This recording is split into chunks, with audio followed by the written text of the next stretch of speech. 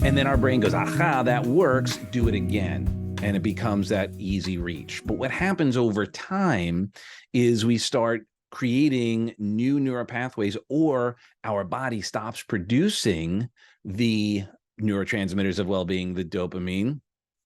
So then it takes longer, or our tolerance goes up, and then a part of our brain will ultimately, the addiction part is when there's a part of our brain that actually breaks the reward pathway. And then our brain goes, the only way I can feel good, the only way I can get dopamine is by using that substance.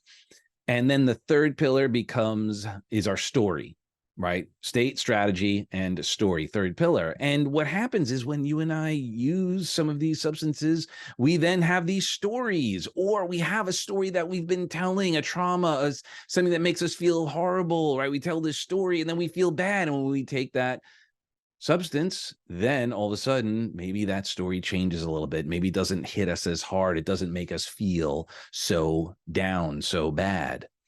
So when we acknowledge that drugs and alcohol are not the problem, they've been the solution. Now the next step is to find new solutions. And there's lots of opportunities out there. I'm sure that you have started to do some of that due diligence. So why don't you think in terms of, what are some ways I can write a new story? What are some ways I could find some new strategies to change my state more effectively? And seek that out. There are tons of ways to do it. Think about it for yourself. What are some other ways that you could interrupt those patterns? And maybe the answer is finding someone to support you on that.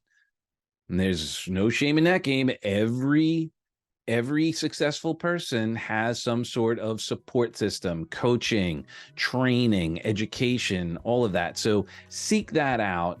Find ways to manage your state more effectively.